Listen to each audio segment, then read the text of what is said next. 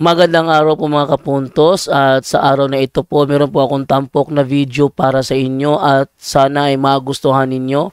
Kaya sa mga bago pa po sa aming channel, please po don't forget to hit the subscribe button at ang notification bell para maging notified kayo sa bawat video na ilalabas ko sa channel na ito. At bilang kahilingan po ng punto por punto team at naway maintindihan po ninyo, sana po wag nyo pong i-skip yung mga ads sa aming mga video.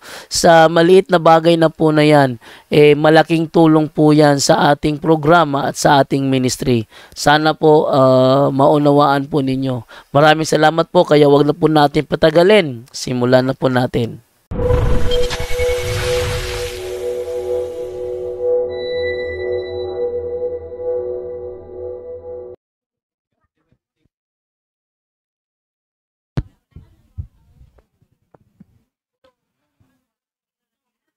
So, may buntag na tong tanan. So, ako na po ang gitahasan sa pag-share din karon. So, sa dili pa, manguros ta atong daygon ng Ginoo sa ngalan sa Amahan, sa Anak, ug sa Espiritu Santo. Amen. So, nadungog na nato ang mga pagtulunan sa simbahan. Ug pagtulunan sa mga katigulangan nga wala na gitudlo sa simbahan. Unsa man na katong mga occult practices. So ato tong pamalandungan kung naa ba ta ana. So kung naa ta, ato anang i-renounce, unya atong i-kumpisal, unya motoy giingon ni Brad Johnny ganina, magkinahanglan ta sa atong authentic nga kabag-ohan. So, mo na. So, sa before ko mo proceed sa ko ang topic karon, gamay lang ko nga murag medyo information or announcement. Kabantay mo dito sa gate, naamoy gipirmahan. Unsa man to? Attendance. Pero dili lang to ingon basta nga attendance ha. Kay atong basahon sa ibabaw atong attendance sheet, nag-ingon man, by signing this attendance sheet, I hereby acknowledge that the Ministry of Healing and Exorcism and its members will not be held responsible for any untoward event that may arise within the premises, and I voluntarily release the Ministry of Healing and Exorcism and its member from any liability whosoever that may arise from any event happening inside the ministry ground. So, mura ni siya kasabutan. Nganong giingon ani ni namo, advice po ni sa abogado. Sa among kauban nga abogado, ingon anion. Kay ngano man, naa may daghang gipangpalit nga mga religious object, maghilak ng uban. Ini human og blessing kay sa una, itapo raman tog blessing sa una. Maghilak kay ngano, wa nay na bitbit pag uli kay gawana, wa na. Napoy uban nga way gipalit perti pud naghanag na bitbit pag uli. Kay magpataka ra pug panguha-kuha. So mao nang karon mag-blessing unya diha ra sa lingkuranan ang inyong mga kuan ha. Kamo nay mo gunit para malikayan nato na nga insidente. Unya nay uban ani kanang mga sa nga nani maghimog mga dili maayo sa sulod. So naa jud may katungod sa pagpagawas unya or di gyud siya magawas, magtawag jog pulis para magawas sa ingon na. So ug na mahitabo din mo na siya nga dili may liable, so wala may responsibilidad mo nang binantayon ta din ha. So mo na siya sunod, kanang atong mga CR, pasensya na mo sa tong CR kay mao lagi nagkadaghan man ang mga tao, so dali ra na puno ang septic tank. Mo nang giseparate na mo na ay CR dia sulod sa pikas balay para na sa katong mag-dispose gud sa hugaw, unya og ihi lang daring loyo ari sa flooring kay para banwasan lamang pud na. Nguna kay nga puno na ang mga septic tank ani. Wala pa napakuan ni. Unya sa atong mga basura, mamalihog ta Kung unsa kalimpyo pag-abot ninyo, ingunana purunta pagbiya na to. Clean as we go. Ha? Onya, pahinumdom mo sab, akong baliko na atay santos nga misa onyang alauna. Onya, kung kinsa to'y gustong magpamisa, na atay sobre, pwede mo mangayog sobre dito sa tindahan para sudlan sa inyohang pamisa. So, ingunana. So, padayon ta, ari na ta sa ako ang topic. Ako ang topic is Sacrament of Healing. So, mga tana ko ninyo daan, pila ka sakramento ang kinahanglang, pila ka sakramento ang gitukod sa simbahan? 7. 7 sacraments. Unsa gali tong 7 sacraments? Bunyag, kumpirma, kasal, orden, kumpisal, Eucharist. Unsa pa? Muna to siya. Anointing of the sick. Pero mangutana ko ninyo, pila ka sakrament ang i-receive sa tao nga Katoliko? 5? 6? 7? Pila man ka buok?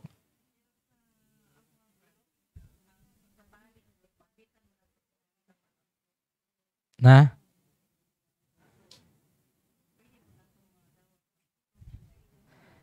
Sa bunyag, nadawat na to ng tulo. Pagkahari, pagkapari, o pagka-propeta. Mao man na siya ang sa bunyag. Pero kani is sacraments nga gitukod sa simbahan. 7. Pero pila ka sakramento ang madawat sa tao nga Katoliko? Diba? So, di mo sure. Kung minyo ka, syempre unom. Nga naman, di man naman ka pwedeng mapare. Kay minyo naman ka, gikasal naman ka. Diba? O pare po ka, unom lang gihapon. Nga naman, di naman ka pwede makasal. Di naman ka kakuha aning matrimony nga sakrament. Kay pare man ka, giordinahan man ka. Pero naadyoy 5. Naay 5. Unsa man ang 5? Ha? Katong mga taong wa na minyo, wa na pare, katong mga single blessedness. Nga naman, wa man sila, di man sila minyo. So sa ato pa, wa sila kuan sa kasal. Di po sila pare, so wa sila kuha sa sakramento sa pagkapare. So 5 ang ilahang na-avail. Nguna na. So, muna siya ang 7 ka sakrament nga gitukod sa simbahan. Ang Catholic Catechism sa katesismo sa simbahang Katoliko nag-ingon nga ang 7 ka sakramento naghikap sa matag yugto sa atong tanang mahinungdanong higayon sa Kristohanong kinabuhi, nagdala kanato sa pagkaghiusa o nagdugang sa kaayuhan ug misyon sa Kristohanong kinabuhi sa pagtuo. So mo ni siya maghikap sa tanang yugto nga mahinungdanong higayon sa Kristohanong kinabuhi. Mo ni ang 7 ka sakramento, hikapunta, usbunta, pinaagi sa grasya sa Ginoo o inubanan sa katong giingon ni Brajani ganina, authentic faith. Diba? So, ang kaning 7 ka sakramento, naa ni say effect, naay epekto. Munang dire sa office, mangutana jud may, naka-receive ka aning mga sakramento ha? Kaya nga no, o dili, wala ka ka-receive ani, mauni siya dakong doorways sa demons nga moatake da nimo. Anak atake yun. Naposes, naibata dire naposes. Nga naman, tungod kay way bunyag. So di jud gyud mo hawa ang demonyo. Kay ngano naman siya ay taguanan na sa ilungga ang katong iyahang pagkawala na bunyagi. So ang nahitabo, pag humagbunyag, liberate ang bata. So ingon na ang importante sa sakramento. Ha? So unsa may epekto sa 7 ka sakramento? Una, naay 2 ka klase. Una, sanctifying grace. So maghatag din siya sa grasya sa pagkasantos. Di ba? Sanctifying grace. Mao kini ang grasya sa Dios nga maghatag kanato og bag-ong kinabuhi. Bag-ong kinabuhi. Naghimo sa atong kalag nga balaan og matahom. Ingon ana ang usa sa epekto sa sakramento. Mao kini ang naghimo kanatong mga anak sa Dios og nag-abli sa langit alang kanato. So sa ato pa kung nadawat nato ning kaning mga sakramentoha uban sa atong authentic faith, abling daan ang langit para nato. Na? Ikaduha nga epekto sa sakramento mao ang actual grace. Ang Dios nagagiya kanato sa atong mga buhat, maglamdag sa atong mga hunahuna, naghatag og kusog kanato sa pagbuhat og matarong para makalikay kita sa kadaotan. So mao ni actual grace. Mao ni epekto sa sakramento. Example, natural nga atake sa demonyo is tentasyon. Mahisgutan ni unya. So naana ka sa panahon nga gitintal ka. Unya tungod kay authentic ang imong pagtuo plus na-receive nimo ang sakramento, dili ka makaresist kadayon, makapugong ka. Naa kay actual grace, hatagan kag actual grace sa Ginoo para mapugngan ka nga dili ka hintupawak ngadto sa sala. So ingon ana ang epekto sa pito ka sakramento. Karon mo topic ko sa kaning sacrament of healing. So sa pito ka sakramento mao na siya kinahanglan natong i-receive. Pero naay sakramento nga gitawag og sacrament of healing. Og mao ni ato ang istoryahan karon. Kay ngano man sa ako nang giingon ganina, ang tanang naka-receive sa mga sakramento sa simbahan na ay epekto, na ay sanctifying grace, na ay actual grace. So nindot na kayo unta ang kinabuhi sa tao. Pero ngano man, nga naaman tayo mga sakit-sakit. Di ba? Ngano man, nga gi-oppress man ta. Ngano man ang atong financial, mo to gisgutan ni Brad Johnny ganina. Ngano man, nganong nangunani man ta nga nakareceive man unta ta sa mga sakramento.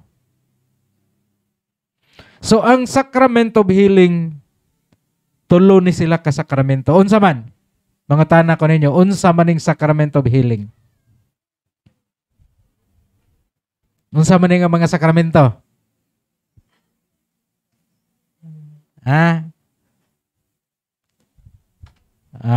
Una, kumpisal. Ikaduha, santos nga misa. Ikatulo, anointing of the sick. Muna siya ay sacrament of healing. So sa kumpisal, babasa nato kaning kumpisal, nganong naaning kumpisal, nganong gitukod ni Kristo ning kumpisal? Sacrament of reconciliation. So uban nga tinuhoan maingon gud sila, sige ka kumpisal ana nga pare tao ra magyapon na makasala magyapon na. Di ba? Pero atong hinumduman naa sa John 20:21-23 nag-ingon ang Biblia. Unya guhupan niya sila og giingnan, dawatan ninyo ang Espiritu Santo kung pasayloon ninyo ang mga sala sa mga tao, gipasaylo kini. Kung dili ninyo kini pasayloon, dili usab kini pasayloon. So si Kristo mismo may nagsugo ani sa mga pare. Napailain ang pagpasaylo sa atong mga sala, sukad nga kita gibunyagan. So katong wala pa ta mabunyagi, So naatay sala adto. Unsa to nga sala na to? Sala nga panulondon. Pero naputol to siya tungod sa bunyag. So gikan pag bunyag nato, nakasala na ta, so mo ni siya angay na tong ikumpisal. Mo ni siya. Kaya ngano, pinaagi sa atong sala, naputol ang relasyon kanato ngadto sa Ginoo ug pinaagi sa kumpisal atong gisumpay, gitakdo, gidugtong pag-usab ang atong relasyon ngadto sa Ginoo uban sa dako nga tiunay na pagpaubos. So, ngunani siya kay nakasala ta, nahimuwag ta sa Ginoo. Unya tungod kay mo lagi tao raman ta, makasala man jud ta. So unsaon man na para nga mabalik ta ngadto sa sabakan sa Ginoo, mo nang manguan ta og kumpisal. Na ako'y kuan ninyo i-comparison. Unsa may kalainan ni Pedro ug ni Judas? Iska katong Judas nga nagkuan ba? Nagbudhi ni Kristo. Unsa may kuan? Unsa may kalainan nga pareho raman to sila nakasala? Nakabantay mo sa Biblia? Unsa may sala ni Pedro? Gilimod, gidinay si kuan, si Kristo sa makatulo. So sala to. Ang si Judas, iyang gibaligya sa Kristo. Sala gihapon. So pareha sila nakasala. Pero ngano man nga si Pedro maumay nahimong unang Santo Papa nato. Nya si Judas wa man. Ngano man? Ha?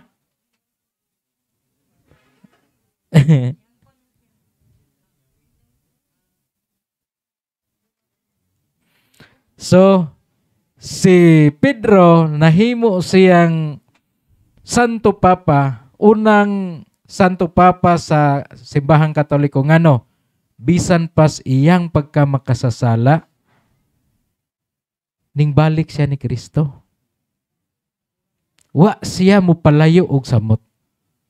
Ning balik siya. Kung baga, kung kuan pa, nangumpisal siya. Nagpaduol siya og balik ni Kristo. Gidawat niya nga, nakasala ko, pasaylo ako Ginoo. So mauna. Pero si Judas, unsa may gibuhat ni Judas? Kahibaw si Judas nga nakasala siya. Nakahibaw siya. Pero unsa may ang gibuhat? Wala siya mo balik ni Kristo. Unsa may ang gibuhat? Ning dagan siya, nagpalayo siya didto sa kamingawan. Og didto naghikog siya. Nagpakamatay siya. So ingon ang kalahian ha. So kinahanglan kitang mga tao, bisag unsa nang atong nangahimo nga sala, balik ta sa Ginoo, mangumpisal ta.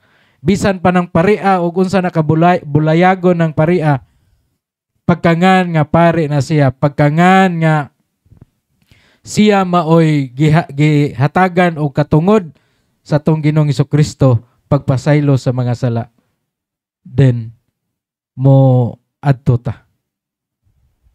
So ingon ana ang kumpisal. O kaning mga sala, naarabay uban nga, example, uyab. O nya, wap anak kasal, nagtimo-timo na. Nag-una-una na. O suman po na ron. Nya, pagkuman, mausod to'y na naminyoan niya, gikasal sila. So maingon day, mo advise me dere, ikumpisal na. Yun siya, ikumpisal na ito, Brad. Nga, ang akong gihimuan na ito, akong nagtimo-timo, mao manggapoy kong naasawa ron. Inko, sala gapon mo ana. Ngano man, wala pa man mo sa estado sa kasal. Wala pa man mo na minyo. Mortal sin pa maghambot to inyong gihimo pag tilaw-tilaw. So, ikumpisal gapon to ninyo. Ang sala nga nahimo, bisan pas bata pa mo. Ikumpisal gapon na ninyo. Maingon na, Brad, nakalimot naman ko, Brad. Oy, so mangayo ta og lamdag sa Espiritu Santo para makahinumdum ta sa atong mga nahimong kasalanan. Kanang katong gisgutan ni Brad Aryo ganina, mga occult practices, ikumpisal to. Katong pagdihog-dihog og dugo sa tong agtang, kumpisal to. Tanan, mga pag-adtog albularyo, ikumpisal to. Kaya ngano, dili tumawa sa ato ang kaugalingon kung dili makumpisal. Diba? Kanang Betan, nagamit kag drugs. Oh, sala man na. Unya, pag kaminyo ninyo tungod kay nahigugma ka sa imong asawa, imo nang gitarong ang imong kinabuhi. So, maayo na kay ka nga tao. Unya moingon, ay sa una raman to, brad, wala naman na karon. Ikumpisal gihapon to. Kay ngano, mo lagi sala man gihapon to. Oh, napailain kanang inyohang mga kinsay nagamit og mga contraceptives dire. Ikumpisal na gawas sa mangutana ko ninyo. Gibawal ba sa simbahan ang family planning? Bawal? Sure mo? Ha? Wala gibawal sa simbahan ang family planning. Naaman siya gitawag og kuan natural method. So, bantayan sa magtiayon nga fertile ang iyang asawa. Muna. Pero anaaman goy, kasagaran manggod sa nahitabo ron, di nakahuwat ang ubang mga laki. Oh. Inig mo ganahan na ang laki niya, ang iyang asawa, dili mo bilangkan kay ngano, daghan na lagi sila anak, nagdurimi na ilang mga anak. Nya og di po mo bilangkan ang asawa kay duklukon po martilyo ng ulo. Di, hala, bilang ka na lang po. Oh, so maunang, sigig panganak. Mauna nga ang mga asawa, tungod kay ingon ana ang karakteristik sa ilang bana, mapugos na lang pug lamoy og pills. Kay ngano, og dili siya mo lamoy og pills, magsige man siya panganak. Mauna nga sala. Unya dili ra ba ingon nga ang babae ra may nakasala ana, apel ang bana. Apel ang bana nga naman, sinabutan man na ninyo. So, og ang mga bana, makaibaw nga nagamit iyang asawa og contraceptives, ikaw bana, ikumpisal po na nimo. Padre, sa among kaminyoon, nagamit mi og contraceptives sa among asawa. Ana, ikumpisal na. Kinarbay ang bana, siya ramang ning tumar anang pills, di, iyahara ng sala. Dili pwede. Kaya nga no, appeal man ka. Inyuha man ang sinabutan. So, ingon na ha, ang kumpisal. Unya, daghan may experience na dire, nga inikahuman sa kumpisal, ayo ditso. Automatic ayo. Na ay experience na mo, taga Cebu, ning appeal og katong tanaw sa debate nilang padre dito sa Tagbilaran. Unya lagot magigaya sa kontra ni padre kay pataka lang kuno di mo subay sa ilahang kuan kasabutan. Lagot kay siya. Wa pa human alang debate gibati na niyang sakit sa tiil, yang tuhod. Di maglugos naglakaw. Kini kalitra. Mao to pag-abot pagkaugma nag-open man dere, ari siya dere. Kadungog mas katikisem. Ngunane, mo to nga nakauna-una siya. Pero team din akong laguta sa katong kontrang padre det pagdebate. Moto nga diri man siya pare nagpakumpisal sa sulod. Maglisod na siya tikang aning na may gamay aning nga tikang unon. Maglisod na siya tikang giagak na siya. Moto paghuman og kumpisal. Awa na galukso-lukso na kay ngano nawagta ng sakit sa tuhod. Maayo nang mula ka paggawas. So ingon ana si Father Amort usa ka chief exorcist sa Vatican nag-ingon nga ang usa ka kumpisal, usa ka maayo nga pagkumpisal equivalent na into 10 to 100 times nga exorcism nga pagahimuon ni Father Darwin. So ingon ana ka powerful ang kumpisal. Ha? Dili ang exorcism kay ang exorcism sacramentals na. Ang kumpisal is sakramento na. Diba? So, ingon ana, mo nang kinahanglan ta nga, mo kumpisal. Gani, diri sa office, gi-encourage gyud nga, kada buwan, mo kumpisal ta. Monthly. Gani, ang advice gani ni Padre Pio, si Saint Padre Pio ba? Iyang advice ana is weekly gani. Kada semana mo kumpisal. Nga naman, maingon, Brad, wala po tayo salaan na kada semana. Oh, naay Santos nag-ingon, nga ang katong mga tao nga santos sunon, Santo Sunon means na ang pinakamaayo na gyud gawi nga tao.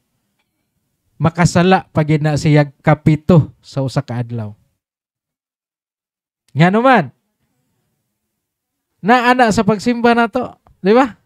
Nakasala sa buhat, sa pulong, sa huna-huna, o sa wala pagbuhat sa kinahanglang buhaton.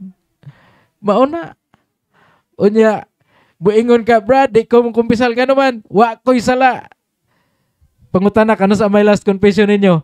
Pag kaminyo, panaw, Brad, pagkasal, tuwa. Diba? So, manaunsa ka importante na nga sakramento. Ug maunay among gipasidak-an diri sa office. Mao nang kinahanglan og nay pare ron mo abot mangumpisal jud ta. Ha? So ingon na. Muna ang una nga sacrament of healing, sakramento sa kaayuhan. Ikaduha kaning unsa man ikaduha? Oh, santos nga misa. Gipahilad man ni Brad Johnny ganina ang santos nga misa. So mao nay atong i-follow. Ha? Dili ta mo kalawat kung wala ta kasimba sa adlong Domingo. Oh. So ingon anak importante ang Eucharistia. Og naa kay gibate, example, sakit ra ng imong tuhod pero madarag lakaw, simba. Kay ngano? Ang Eucharist is a sacrament of healing. Kaya ang mga tao manggod, ingon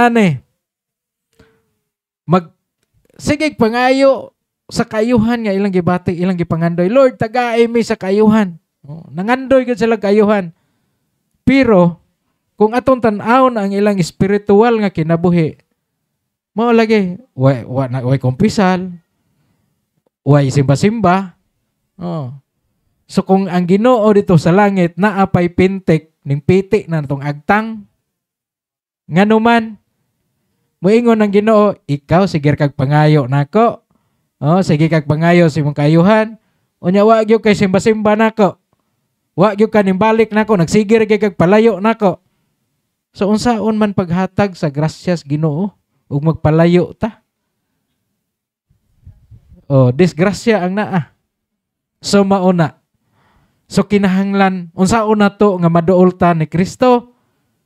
Kumpisal, simba. Ang advice ni Father Darwin, kana bitaw mga grabe-grabe na nga, bitan stage 4 cancer, basta makalakaw lang, makaabot lang sa simbahan ba? Ang advice ni Father Darwin is simba kada adlaw. Kay ngano, mas powerful ang sakramento kaysa healing and deliverance. Ang among ikahatag diri sa office, sa 100% nga kaayuhan nga inyong gipangandoy, ang among mahatag diri 10% ra. Gamay ra kaayo. Ang 90% inyuhan na. Inyuhan ang trabaho unon. Unsaon man na, mao lagi na kumpisal, simba kada adlaw. So ingon ana. So kinahanglan nga kaya na dire, ako mismo nga pamalandong ba? Ako ang kaugalingong pamalandong dire sa office. Ini og deliverance namo. Ang among buhaton na is magbasa raman jud may sa mga pag-ampo sa simbahan nga naa anang deliverance book nga gali gipampalit na ninyo. Di ba? Maora na amo dili may maghimo og prayer nga amo. So magbasa rami. So ang akong observation is samtang magbasa mi sa prayer, matortured man gani ang demonyo nga naa sulod sa lawas sa tao nga amo ang giampuan nga dili na bahog iparinte namo, wa mi kaila ana. Matortured man gani ang demonyo. Unsa nakaha kung ang katudyong mismong nasakit or kato mismong giharas maoy magampo nga palayason ang demonyo diha sa iyahang lawas, diha sa iyang kaugalingon. So maunang mo advise gyud may dire pag personal deliverance mo. Naa jud. I-advise gyud na namo nga personal deliverance. Labi nang sa mga sa amahan, kamo may dako og authority sa inyong pamilya, kamo mo'y mo deliverance sa inyong pamilya, imong asawa, imong mga anak, sa inyong balay, kamoy deliverance. Naman po yung ubang mga tao nga, adto ta dito sa office, kay ngano, maayo dito kay naamay mo deliverance. O, mao lagi na. Mo na akong pamalandong. Ingon ana. So maning kamo ta, unya ang preparation sa pag-deliverance, ang katong gitapik ni Brajani ganina. Ha, naay preparation na to kung naminaw lang mo. Singon ana ang Eucharistia. Unya biblical pod ni, di ba? Sa Lucas 23:19-20 nag-ingon ang katapusa sa panihapon, di ba? Naa dahol kanang Last Supper, naa ni sa Biblia. Unya pahinumdom sa pagsakripisyo ni Kristo para sa atong kalawasan o pagtubos kanato gikan sa kaulipnan sa sala. So ina example ako na-crash man ko sa motor, nabangag ni kong tiil, experience na ako. So ako kalakaw pilang mga 2 semana man siguro to. Pag nakalakaw-lakaw na ko, nisimba ko. Pagtanaw na ko dito sa kuros nga naa dito ang estatuan ni Kristo, nakaingon ko nga, Lord, gamayar dani kung samad oy kay sa imuha, ay kumparar sa imuha. Kay ngano, ang mga tao manggod maingon, Lord, nganong ako pa may imong gikras, Lord, ay daghan pa man diha. Dako na kay kog samad. So i-blame nato ang Ginoo sa atong nahitabos kinabuhi, which is di na mao. Di ba? So ingon ana, ang ikatulong sakramento sa kaayuhan, unsa man? Hilog sa masakiton. Sa Santiago 5:14-16 nag-ingon, kung adunay nagmasakiton kaninyo, ipatawag ang mga pangulo sa simbahan. So pare ni, di ba? Aron magampo alang kaninyo ug sa ngalan sa Ginoo magdihog kaniya og lana. Ang maong pag-ampo inubanan sa pagtuo makaayo sa masakiton. So naay duha ka klase nga sakit. Natural og mo na gitapik ganina. Unya mahisgutan pa gid ni sa sunod nga speaker unya. So paminaw mog maayo ani. Pero nganong wala kaayoy effect ang hilog sa mga masakiton? Ngano man? Tungod ang kinaiya na to mga tao, kanus-ara man ta magtawag og pare. Kung magnganganga na ng imuhang kauban sa pamilya, na, gatinga na, usa pa mo tawag og pare, ipadali-dali pa, paspasi dito kay para maabtan panis pare. Sos paita. So ato anang usbon ha. Ato ang usbon na. Kung pananglitan ang atong sakit, example, stage 4 cancer, ato tas pare, magpahilog ta. Naamoy mga masakiton sa balay nga maayo pa mo istorya, adtos pare. Kay nga naman, inig pa kumpisal na, makatubag pa na, makasumbong pa na sa iyang sala. Imagine, kay nga naman, ang kumpisal, unsa ang kumpisal? Usa sa sakramento sa pag-ayo. Makareceive na sa Holy Communion, makanganga pa na, makatulon pa na sa ostiyas. Sacrament of Sacrament of Eucharist, usa sa mga sakramento sa pag-ayo. Ingon ana. So naamang ko'y uban, mao lagi magtinga na. Unya na ay mga silingan makita wa na. Naanay pare, mamatay na gyud turon. So gihimo nang maniniwas ang pare. So ato nung usbon ha, dili na nato ipadayon ingon ana nga mentality. Kung kita na atay mga gipangbati-bati, so deliverance ta ditso. Ug naa kay mga sakit, unsa pa na mga sakit nimo diha nga mga cancer or unsa na. So atos pare pagpahilog. Unsay pirming iistorya ni Father Darwin sa iyang mga live. Unsay pirming niyang istorya? Go to your priest. All priests are healers. Ngano man, tungod kay ang mga pari ra maoy makahimo aning sakramento of healing. Naa di ay laing tao gawa sa pari makapakumpisal. Wala. O makahimo sa santos nga misa. Wala. Samot na og hilog. Wala. So mauna nga all priests are healer. Nganuman sila mooy maka-initiate, sila mooy makabuhat aning sakramento sa kaayuhan. So ingon ana, unya manghinaot ko nga naamoy na po ani nga ani nga sharing. Unya happy auras nako, naapay mosunod nako ano si Brazisi. So daghan pa mi nga napay duha kay speaker mosunod ani. Pamalandungin ninyo kung asa na tadapit sa atong espiritual nga kinabuhi. Di ba? O nya, wa gani na mauning ato ang espiritual nga kinabuhi atong usbon. Dili pa uwahi ang tanan. So mauni usa sa purpose nganong naikatikisim diri sa Healing and Deliverance Office para mahibaw-an nato kung asa na tadapit. So daghang kayong salamat og maayong buntag natong tanan. Brazisi.